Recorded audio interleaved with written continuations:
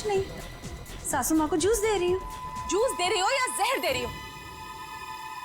बेटा ये तुम कैसी बातें कर रही हो? मम्मी जी आप इसी से पूछिए, इसने अभी अभी आपके जूस में क्या मिलाया है? सपना बताओ, तुमने अभी अभी जूस में जहर मिलाया है ना? मैंने इनके जूस में दवाई मिलाई है ब्लड प्रेशर की। लो, फिर से हमारा फैमिली ड्रामा शुरू हो गया। अच्छा, ब्लड प्रेशर की दवाई? तो फिर पी के दिखाओ इस जूस को। मैं क्यों पीऊं? भाभी आप ये कैसी बात कर रही हैं? आप हमेशा सपना के पीछे हाथ पकड़ क्यों पड़ी रहती है? प्लीज एक सेकंड। सपना, क्या तुम्हें मम्मी जी ने कहा था जूस में दवाई मिलाने को? नहीं। तो फिर क्यों मिलाई जूस में दवाई? एक मिनट मैं 2 मिनट का बाथरूम चला गया, आप लोगों ने वर्ल्ड वॉर 3 शुरू कर दी।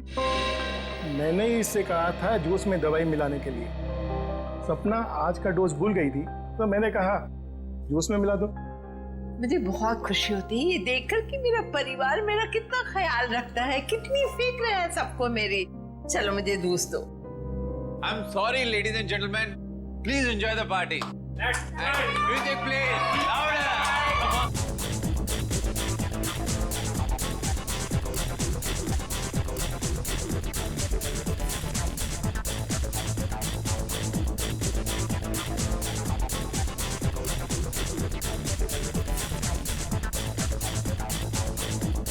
नमस्ते। नमस्ते। मैं कैसे हैं आप? प्रतीक जी मैं बिल्कुल ठीक हूँ, आप कैसे हैं? बस मैं ठीक। आप कुछ ले नहीं रहे हैं? मैं आपके खाने के लिए कुछ मंगाती हूँ। सरोज। नहीं, आप तकलीफ मत लीजिए, मैं खुद जाकर ले लूंगा। Sure. Yeah it's okay, fine. Hi.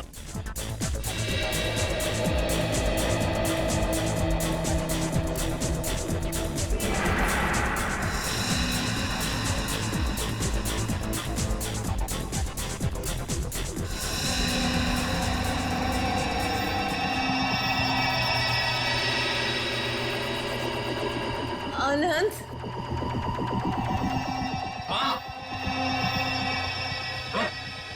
Mummy ji क्या हुआ आपको? मम्मी जी, मम्मी जी।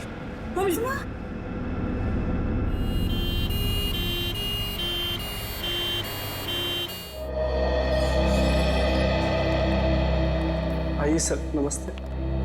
मेरा ही नाम अहम है सर, मैंने आप लोगों को फोन किया था। अच्छा, अब कैसी है तुम्हारी मम्मी? डॉक्टर से इलाज कर रहे हैं सर, पता नहीं क्या होगा।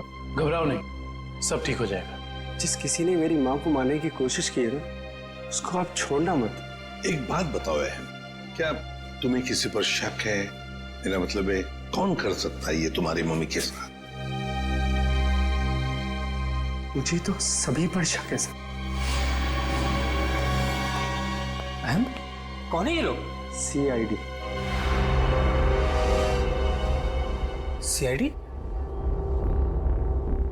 पर किसने बुलाया इन्हें? मैंने बुलाया। क्यों? आप? जी मैं विकास, अहम का बड़ा भाई। क्योंकि आप में से किसी ने ही मम्मी की जान लेने की कोशिश की है। What nonsense! तुम अपने घर वालों पर शक कर रहे हो? आप घबरा क्यों रहे हैं भैया? कहीं आपको ये तो डर नहीं कि सपना भाभी की पोल खुल जाएगी? सर, पार्टी में मैं बताता हूँ क्या हुआ।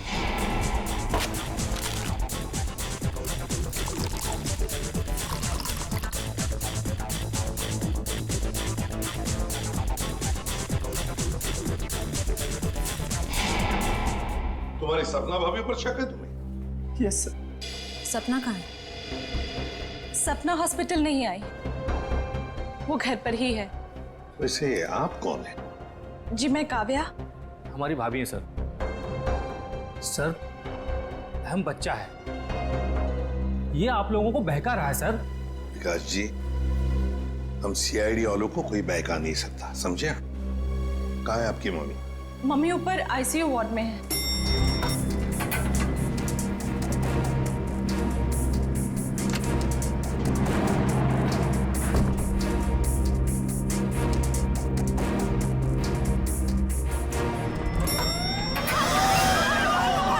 ठीक है, आग लगी है लगता है। तो लोगों को बाहर निकल, जल्दी जल्दी। आइए। नहीं इधर आइए प्लीज, आप लोग इधर आइए।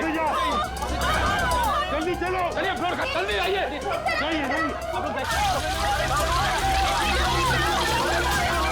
इधर से आप लोग इधर से। जल्दी चलो, चलिए फ्लोर खाली है, चलिए जल्दी आइए। सीढ़ियों से जाइए, संभाल के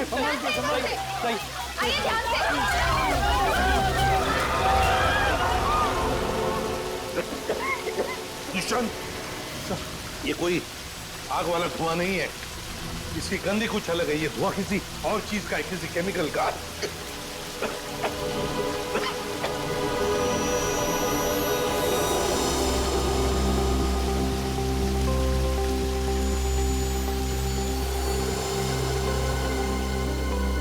सर, हाँ? आपका अंदाजा सही था। ये देखिए, smoke bomb. My God, sir कहीं स्मोक बॉम्ब फायर अलार्म बजाने के लिए तो नहीं डाला गया था? आश्रय, फायर अलार्म बजाने के लिए ही स्मोक बॉम्ब लगाया गया था। मालिनी का कमरा ढूंढो जल्दी।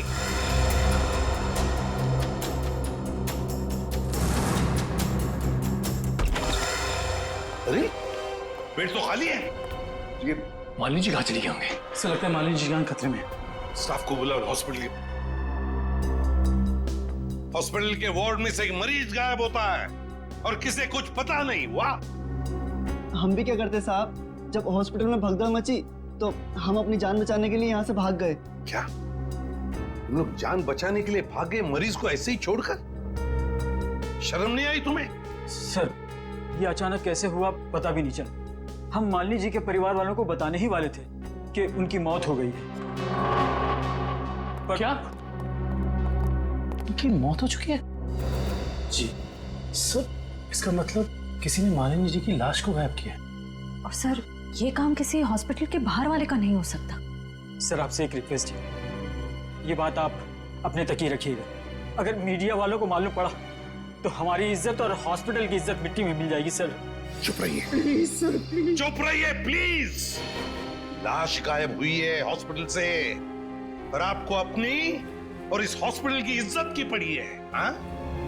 एक बात ध्यान से सुन लो, तुम्हारे इस हॉस्पिटल का एक एक दरवाजा, एक एक खिड़की अभी इसी वक्त बंद चाहिए। मुझे एक चिड़िया तक बाहर नहीं जानी चाहिए, समझे? जी सर। सुना तुमने? गो इमीडिएट। दुष्यंत, हॉस्पिटल का कोना कोना छान मारो। कहीं तो छुपा के रखी होगी मालिनी की लाश को, कहीं तो। हाँ।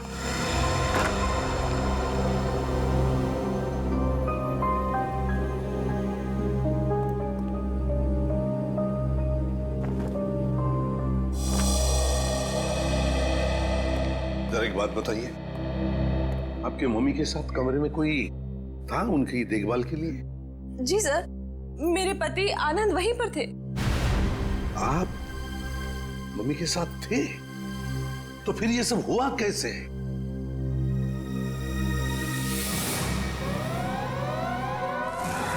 जैसे ही फायर अलार्म बजा तो मैं वार्डरूम के बाहर आया, ये देखने के लिए कि क्या मच रहा है। हर तरफ धुआं ही धुआं था। लोग पागलों की तरह यहां वहां भाग रहे थे। धक्का मुक्की में कुछ लोग मुझे मम्मी जी के वार्डरूम से बहुत दूर ले गए। जाकर भी मैं वार्डरूम तक नहीं पहुंच पा रहा था। किसी तरह जब मैं मम्मी जी के वार्डरूम में पहुंचा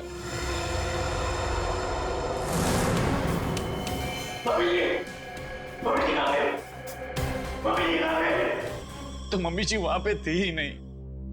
सर प्लीज प्लीज मम्मी जी को ढूंढ निकाली।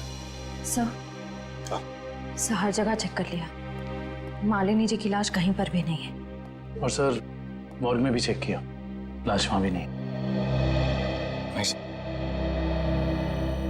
इसका मतलब है जिसने भी ये किया है वो मालिनी की लाश को हॉस्पिटल के बाहर ले जा चुका है। काम करते हैं, हॉस्पिटल की गेट पर जो सीसीटीवी कैमरा लगा हुआ है उसका फुटेज चेक करते हैं।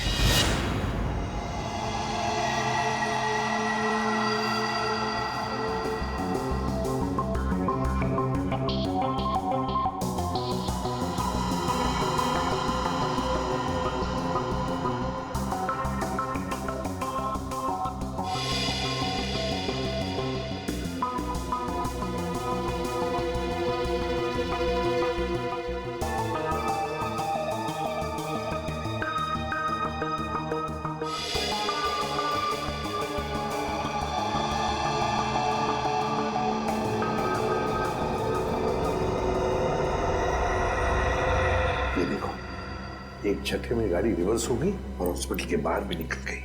जरूर मुजरिम मालिनी को इसी गाड़ी में लेकर गया होगा। एक मिनट जरा इस फुटेज को रिवाइंड कीजिए, हमें कार का नंबर चाहिए। पॉज करो, जूम इन करो। XYZ 5139। सर आप सही कह रहे हैं, ये मुझे मालिनी जी को इसी गाड़ी में लेके गया होगा। हाँ निखिल, काम करो, कंट्रोल रूम में फोन करके इस गाड़ी का डिस्क्रिप्शन दे दो और उनसे कहो जहां पर भी ये गाड़ी देखे हमें इन्फॉर्म करें लोकेशन। और ये गाड़ी ये तो आग लग गई है।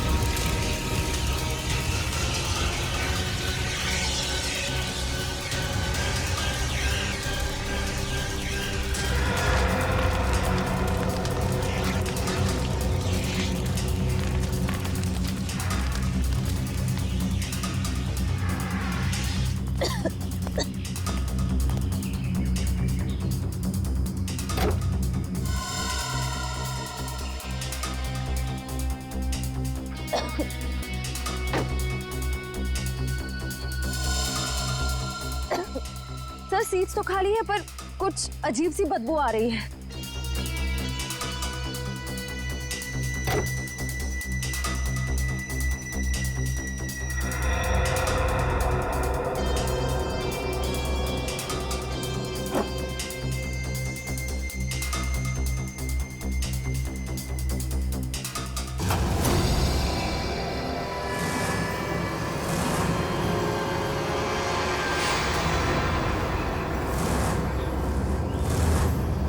सर ये लाश तो जल चुकी है। शायद सबूत मिटाने के लिए उन्हीं ने मालिनी जी की लाश को जला दिया। आप इतने यकीन से कैसे कह सकते हैं कि ये लाश मेरी माँ की है? इसका चेहरा तो बुरी तरह जल चुका है। देखिए,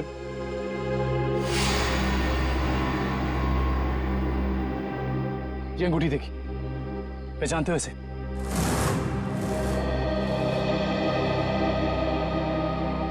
तो मेरी माँ की अंगूठी।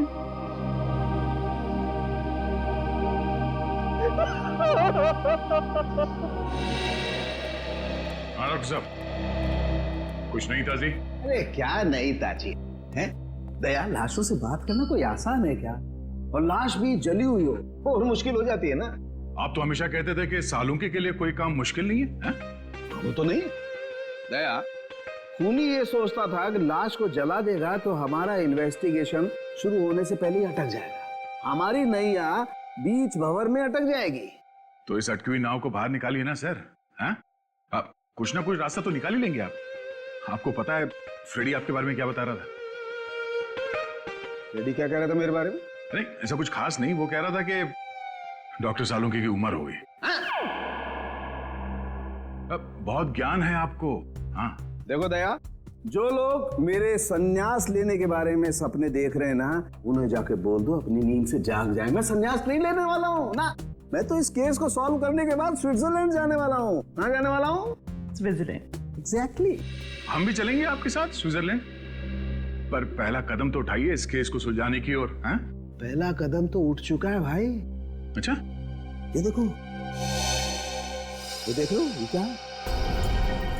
ये सर बॉडी जलने की वजह से हो गया है? जी नहीं, ये बॉडी को फिनाइल से धोने की वजह से हो गया। क्या इस लाश को फिनाइल से धोया गया? हाँ, खूनी ने लाश को अस्पताल से गायब करने से पहले उसको फिनाइल से अच्छी तरह से धोया ताकि लाश का केमिकल कंपोजिशन ही बदल जाए। खूनी ने हर कदम इसी मकसद से रखा है ताकि हमारे रास्ते में ज्यादा से ज्यादा कठिनाइयां आ सके। इस लाश को पहले फिनाइल से धोया और फिर इसे आग लगा दिया? जी हाँ। और सबसे पहले क्या जलाए? सबसे पहले जलाए बाल, क्योंकि बालों में सबसे ज्यादा और सबसे पहले असर होता है जहर का। सर काव्या ने बताया था ना कि शायद जहर सपना ने दिया है मालिनी जी को। हाँ, इसीलिए तो जला दिए ना भैया, सबसे पहले बाल, क्योंकि जहर दिया था। मतलब ये सब सपना का ही काम है।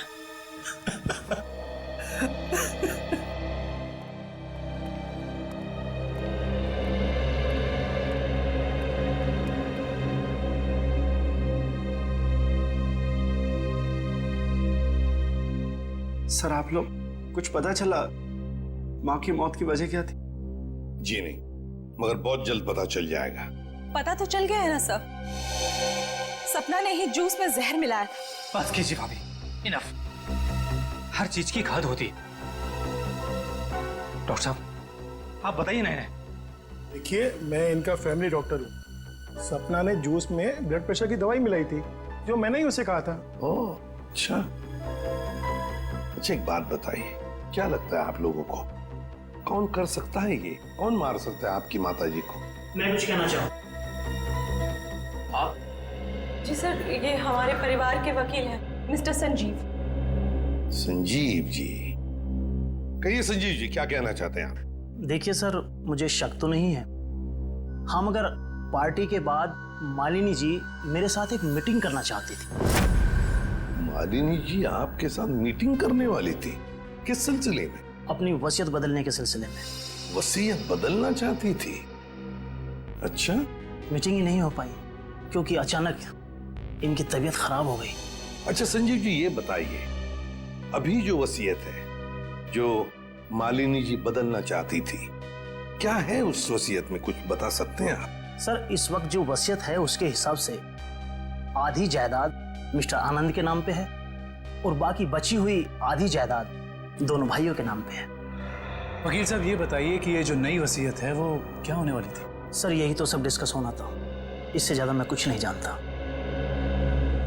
मालिनी जी की अचानक तबीयत बिगड़ गई और मीटिंग हो नहीं पाई।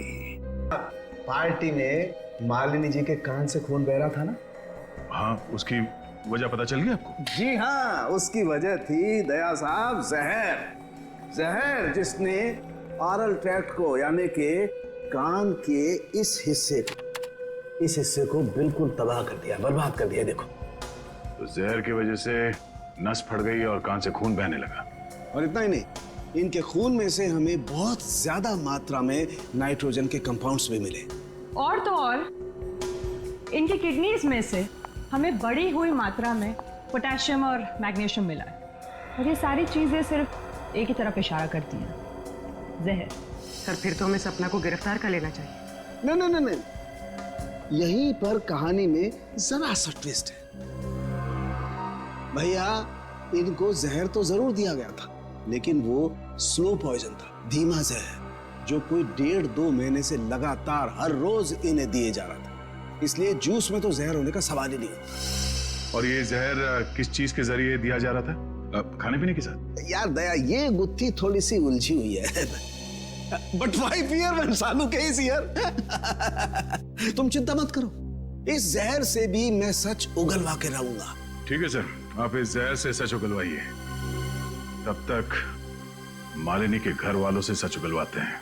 क्योंकि वो जूस जो सपना ने मालिनी जी को दिया था, उसमें जहर नहीं था। मालिनी जी की मौत स्लो पॉइजनिंग से हुई है। स्लो पॉइजनिंग, धीमी धीमे असर करने वाले जहर की वजह से, जो उन्हें 45 दिन तक रोज लगातार दिया गया था। धीमा जहर? मां को मारने की इतनी बड़ी साजिश? जी, और ये साजिश किसी आसपास वाले की है, जो उनके खाने के साथ, उनकी दवाइयों के साथ छेड़खानी कर सकता था। सर, चाय लीजिए आप लोग। थैंक यू, आप लीजिए।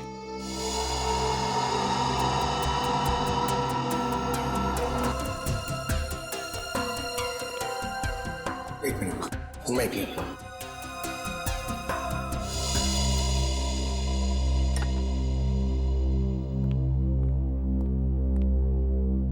एक बात बताइए, मालिनी जी को रोज दवाई कौन देता था? सर, उन्हें दवाइयाँ सपना ही दिया करती थी। अच्छा। हाँ, मैं ही उन्हें दवाइयाँ दिया करती थी, पर कभी कभार सासू माँ अपनी दवाइयाँ खुद लिया करती थी, कभी आयुर्वेदिक की तो कभी न्यूरोपैथिक की। तो सपना जी, आपके कहने का मतलब ये है कि जहर शायद मालिनी जी की खुद की ली हुई दवाओं में था। मैं नहीं जानती कि जहर किस चीज में था।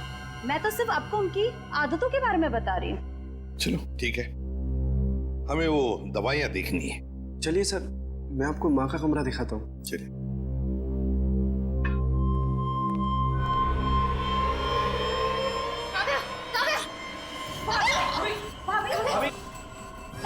भाभी क्या हुआ आपको? भाभी सांस लेने में दिक्कत हो रही। सुरेश पानी लाओ। अरे पानी लाओ। दुष्यंत, लता इनकी तबीयत बिगड़ती जा रही है, जल्दी से एम्बुलेंस बुला लो और हॉस्पिटल ले जाओ इसे। श्रेया तुम भी जाओ साथ में।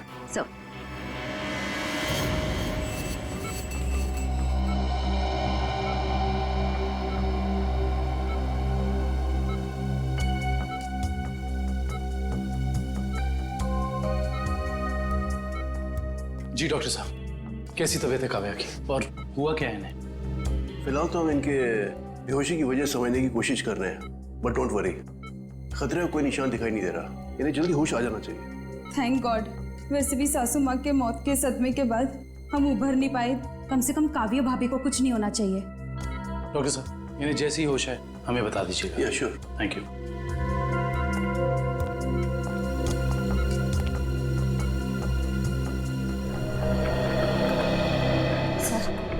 सर मुझे तो सपना पे शक हो रहा है।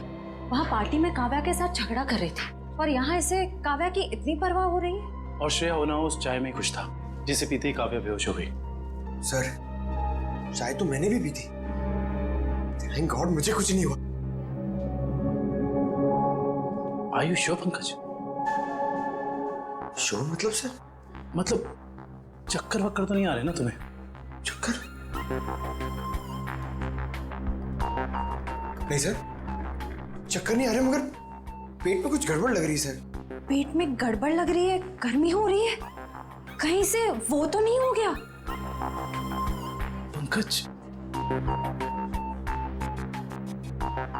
और अगर तुम्हें सीरियसली कुछ हो भी गया है तो हम हॉस्पिटल में ही है ना।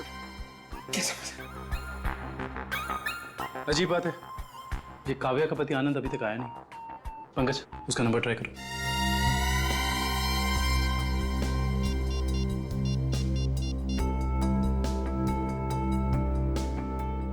सर उसका फोन बंद आ रहा है। सर कहीं आनंद ने तो काव्या को चाय में जहर नहीं पिला दी? हो सकता है पंकज। सर अगर चाय में जहर था तो हो सकता है कि नौकर भी शामिल हो। सर क्या कहा डॉक्टर ने? क्या हुआ काव्या को? सर डॉक्टर के मुताबिक काव्या की चाय में जहर था और पंकज रिपोर्ट से ब्यूरो गया है। काव्या की चाय में जहर था? सुरेश,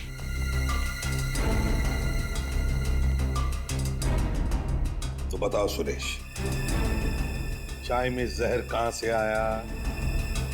चाय में जहर कहां से आया? मैंने कहा था जहर डालने के लिए, ना मैंने डाला सर। सब पता चल जाएगा। एक बात बताओ, जब तुम चाय लेकर आए थे तो चाय कहीं पर रख दी थी और कुछ दूसरे काम के लिए गए थे? हाँ साहब, याद आया। मैं सुबह जब चाय लेकर आ रहा था तो आनंद साहब ने मुझे कुछ खाने के लिए लेकर आने को कहा। अरे सुरेश, सिर्फ चाय? कुछ नाश्ता भी ले जाओ। कल रात से किसी ने कुछ भी नहीं खाया। जाओ। जी साहब।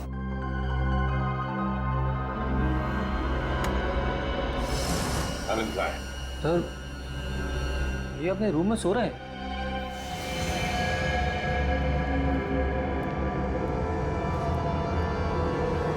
कहाँ है आनंद? आनंद तो है ही नहीं कमरे में। पता नहीं सर, अभी तो भैया यहीं सो रहे थे। फोन करके बुलाओ।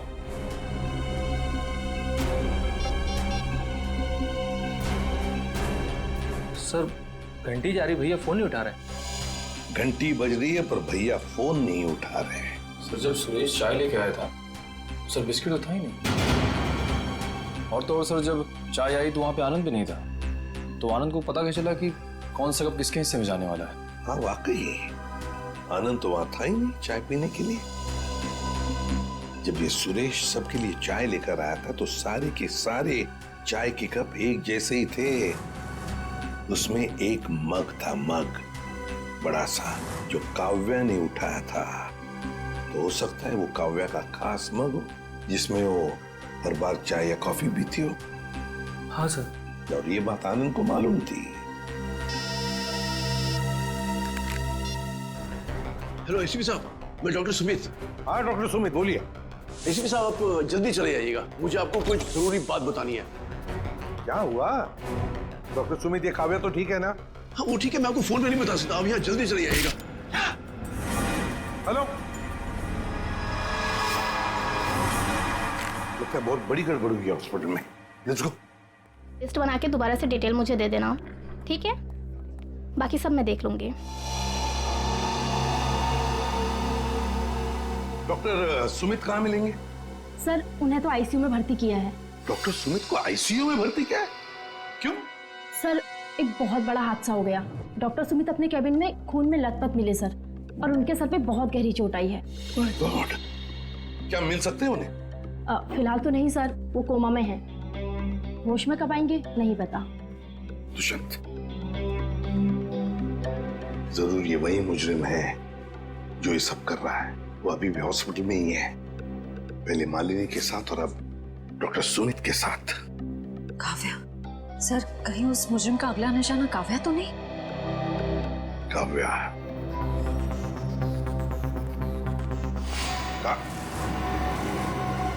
काव्या कहाँ चली गई सर? कहीं काव्या को भी तो गायब नहीं किया उसने? श्रेया, ये जो भी कोई है, अगर इसने काव्या को भी गायब किया तो वो हॉस्पिटल के मेन गेट से ही बाहर जा सकता है। और सर शायद डॉक्टर सुमित को भी उस खूनी के बारे में पता चल गया होगा, इसलिए उन पर भी हमला हुआ।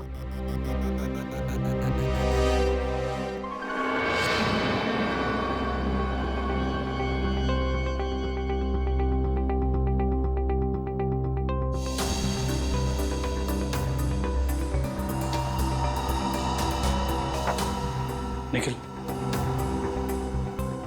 तो शायद डॉक्टर सुमित यहाँ फोन पर बात कर रहे थे और फिर पीछे से कोई आया और जोर से उनके सर पर वार किया और वो यहाँ नीचे गिर गए। हाँ साहब, डॉक्टर साहब के सिर के पीछे चोट आई है। अच्छा, हादसे के बाद डॉक्टर सुमित के केबिन में कितने लोग आए थे? सब 4-5 जन आए थे उनको आईसीयू में ले जाने के लिए। सर आनंद का अभी तक कुछ पता नहीं चला है, कहीं इस सब के पीछे उसी का हाथ तो नहीं? ये आनंद ही कुछ गड़बड़ है, कुछ न कुछ तो गड़बड़ जरूर है इस आनंद में। आइए सपना जी, आइए। कहाँ गई थी आप? वो मैं काव्या की रिपोर्ट्स लेने गई थी गैस्ट्रोलॉजिस्ट डिपार्टमेंट के पास। क्या हुआ? वहां से एक रिपोर्ट लाने में इतना वक्त? लाइन बहुत लंबी थी, मगर क्यों? क्या बात है?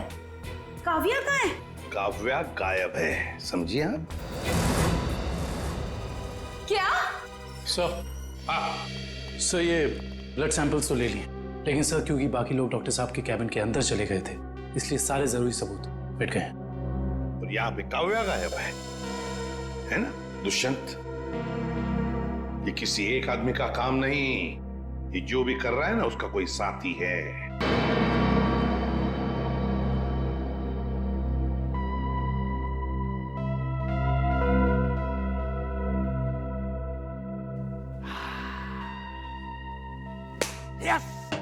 Yes, eureka!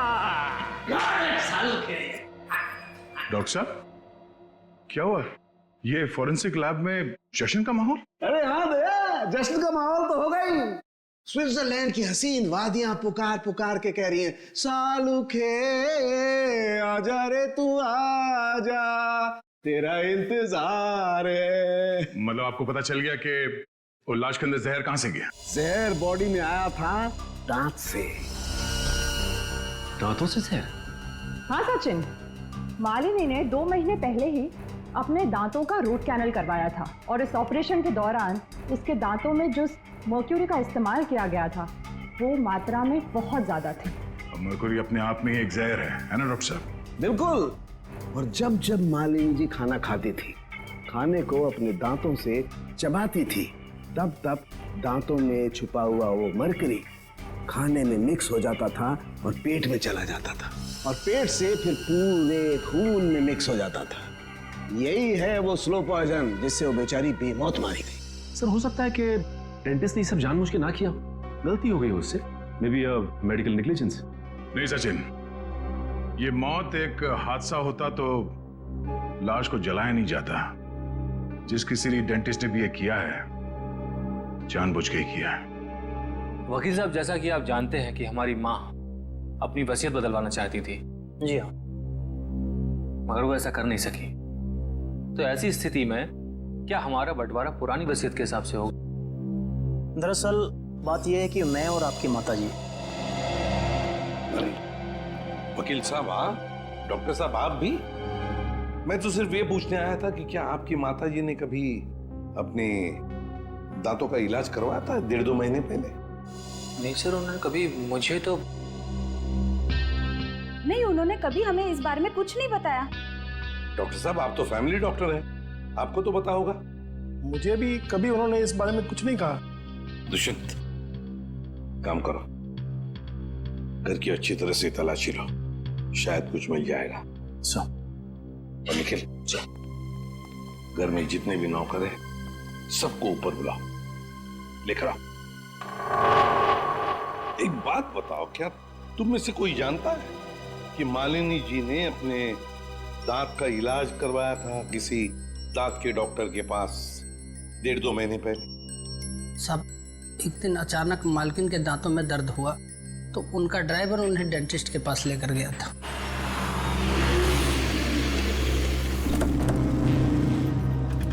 सर यहीं पे छोड़ा था हमने उन्हें। उसके बाद किधर गई वो तो मालूम नहीं मुझे। ठीक है, आसपास जितने भी डेंटिस्ट है ना सब चेक कर लेते हैं। तुम लोग उधर देखो।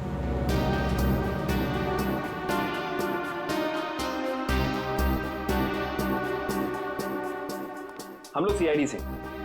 क्या ये कभी आपके यहाँ इलाज कराने आई थी? No, I don't think so. यहाँ पर आए हैं। यहाँ से देखिए, ये 2 महीने पुरानी बात है। नो सर, ये लेडी कभी हमारे वहाँ इलाज के लिए नहीं आई। नहीं, मुझे नहीं लगता है यहाँ पर आए हैं। आई नॉर्मली मैं पेशेंट्स को याद रखती हूँ अपने। Thank you very much. Thank you sir, उस साइड किसी भी डेंटल क्लिनिक में मालिनी को किसी ने पहचाना नहीं। अच्छा, यहाँ देख लेते हैं।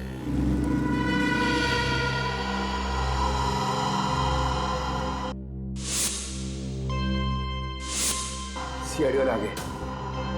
तुम्हें मालूम है ना तुम्हें क्या करना चाहिए?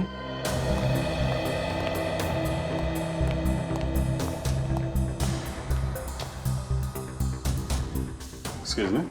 जी कहिए। हमें डॉक्टर से मिलना है। जी कहिए, मैं डॉक्टर कल्पना हूँ। आपके पास अपॉइंटमेंट है? डॉक्टर, हम सीआईडी से। इन्हें पहचानती हैं आप? इन्हें कभी देखा नहीं है। कौन है ये? इनका नाम मालिनी है और इनका खून हो गया है। क्या? खून? क्या हुआ? खून का नाम सुनते ही आपकी जबान लड़खड़ाने की लग गई? नहीं नहीं, यहाँ पहली बार सीआईडी आई है ना, तो मैं थोड़ी नर्वस हो गई। कोई बात नहीं, आप परेशान मत होइए। Thank you very much.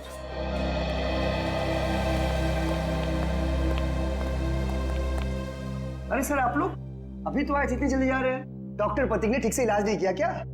Doctor Prateek? यहाँ तो कोई लेडी डॉक्टर है ना? No no, no lady, no lady, only gents, only gents. Doctor Prateek. अच्छा अच्छा।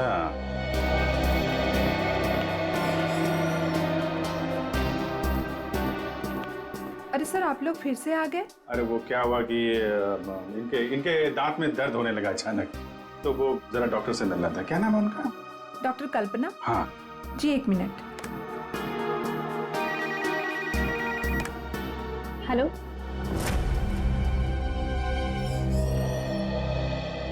क्या हुआ सर? मेरे दांत में बहुत दर्द है, मगर मुझे एक जेंट्स डॉक्टर चाहिए। लेडीज डॉक्टर में वो शर्म आती है। नहीं नहीं, या तो मैं ही हूँ। लेकिन दीवार पे तो डॉक्टर प्रतीक का सर्टिफिकेट लटका हुआ है। ये नाम तो किसी लेडी का नहीं हो सकता ना? चेक कर लेते हैं एक बार। देखिए सर, कहाँ जा रहे हो? डॉक्टर प्रतीक। डॉक्टर प्रतीक,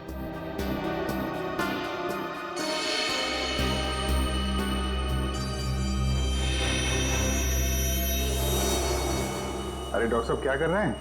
आप चले जाइए यहाँ से। डॉक्टर साहब कुछ गिर गया क्या यहाँ पे आपका? मैंने कुछ नहीं किया है। आइए आइए बाहर आइए, आइए आइए। अब चले जाइए यहाँ से। अरे अरे चले जाएंगे डॉक्टर साहब, आप चले जाइए अब। जाएंगे जाएंगे, पहले थोड़ी बातचीत तो कर लें। लेकिन मैंने कुछ नहीं किया। अरे आइए तो सही, आइए आइए। मैंने कुछ नहीं किया। हाँ हाँ हाँ हाँ। सर ये ऐसे नहीं मानेंगे, लगता है डेंटिस्ट साहब के दांतों का इलाज करना पड़ेगा। अरे लेकिन हम में से किसी को डेंटिस्ट्री आती नहीं है। अरे नहीं आती तो आ जाएगी। क्यों डॉक्टर साहब, प्रैक्टिस मेक्स मैन परफेक्ट ना। आपने भी तो प्रैक्टिस से सीखा होगा। आती। हाँ तो फिर आइए आइए प्रैक्टिस कर लेते हैं। आइए बैठिए बेटा। अरे बेटा बैठिए बैठिए बैठिए बैठिए आइए आइए बैठिए। बैठे बैठे। ये क्या कर रहे हैं आप लोग? बैठिए बैठिए। ये गलत कर रहे हैं आप लोग। तुमने जो किया वो ठीक था क्या? मैंने गलत कुछ नहीं किया। गलत तो हम भी नहीं कर रहे हैं डॉक्टर साहब, आप जल्दी से मुंह खोल दीजिए वरना बता दो। बता। मालिनी का इलाज मैंने किया था। और इलाज के बहाने उसके दांतों में ज्यादा मरकुरी भी तुमने डाली थी। गलती हो गई। गलती नहीं है, ये गुनाह है। किसके कहने पे किया था? मुझे नहीं मालूम। पता आनंद पैसे दिए थे मुझे इसलिए। कहाँ मिलेगा ये? भाई को था।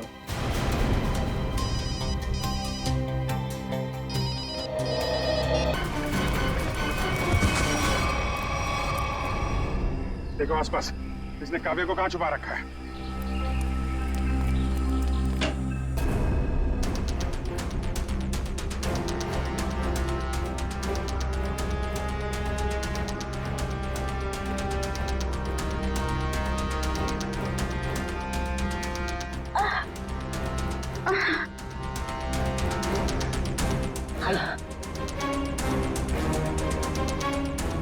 चलो।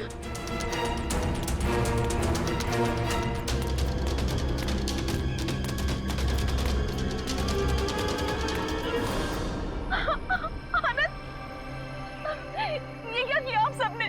मेरे पति को मार डाला। आनंद उठो। सर, इनके प्यार को तो देखकर ऐसा लगता है कि अगर इन्हें ऑप्शन दिया जाए कि ये मर जाए और इनका हस्बैंड जिंदा हो जाए तो वो ऑप्शन जरूर ले लेंगी। क्यों नहीं सर, ये तो एक भारतीय नारी का फर्ज है ना। पर अफसोस मेरे पति खुद ही मुझे जिंदा नहीं देखना चाहते थे। ये तो भगवान का शुक्र है कि मेरी चाय में जहर थोड़ा कम था, वरना आज आपको यहाँ मेरी लाश मिलती। अभिजीत, काव्या की चाय में जो दवाई के ट्रेसेस मिले हैं उससे किसी की जान नहीं जा सकती। एक मिनट, आपको कैसे पता चला कि आपकी चाय में जहर कम था? वो सर अभी आप ही ने तो कहा। अरे हमने कब कहा? हाँ याद आया, आनंद ने बताया था। हाँ? आनंद कैसे बताएगा? आनंद बेचारा तो खुद ये बात नहीं जानता था। ये बात जानती थी तो सिर्फ एक औरत, और वो औरत तुम हो काव्या। आनंद, तुम जिंदा हो। मेरे साथ इतना बड़ा धोखा। क्या करें, लोहे को लोहा काटता है, उसी तरह धोखेबाज का एक ही इलाज है, धोखा। जब डॉक्टर प्रतीक ने हमें बताया कि आनंद 22 गोदाम में मिलेगा,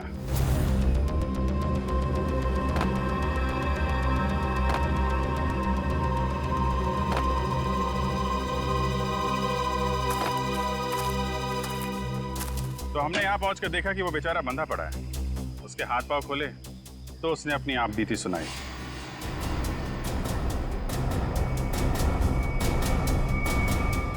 किसने किया ये सब है?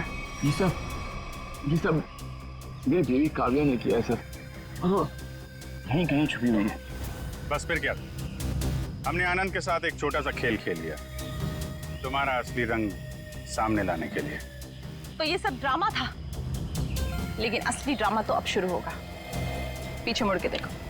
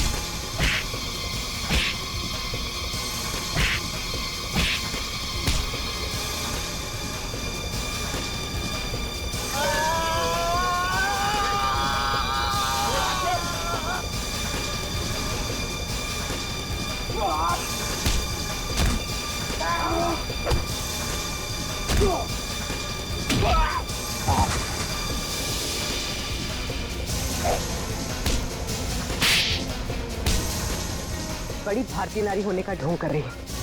तुम जैसी नहीं होती भारतीय नारी।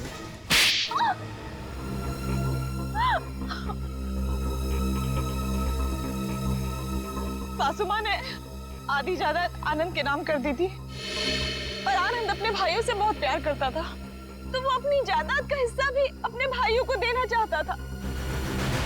और ये बात आपको बहुत खटकती थी, क्यों? मुझे पता था सर, मुझे पता था कि वो सासू माँ पे दबाव डालेगा वसीयत बदलने के लिए। इसलिए तुमने उन्हें डॉक्टर प्रतीक के पास भेजा, उनकी दांत की तकलीफ का फायदा उठाकर, ताकि इससे पहले कि वो अपनी वसीयत बदले उनकी मौत हो जाए। हाँ सर, और मैंने प्रतीक से कहा अगर वो पकड़ा जाए तो मेरा नहीं आनंद का नाम ले, ताकि आपके सास यानी मालिनी जी के खून के जुर्म में आनंद यानी आपका पति फंस जाए, जिससे 25 करोड़ की आधी जायदाद आपकी हो जाए। हॉस्पिटल में डॉक्टर सुमित तुम्हारी सच्चाई जान गए थे, इसलिए उन पे भी हमला किया तुमने। मैं क्या करती सर, उसने मुझे फोन पे बात करते हुए सुन लिया था। अब बारी है खेल के दूसरे पड़ाव की, जिसमें हम दुनिया को ये दिखाएंगे कि मेरे पति परमेश्वर यानी कि मिस्टर आनंद कुमार ने अपनी ही पत्नी को अगवा कर लिया। तो डॉक्टर सुमित को कोमा में पहुंचा दिया, अपने पति की किडनैपिंग की और मालिनी जी का खून कर दिया। दौलत की भूख मिटाने के लिए इतने सारे जुर्म किए तुमने, लेकिन सजा सिर्फ एक ही मिलेगी, फांसी।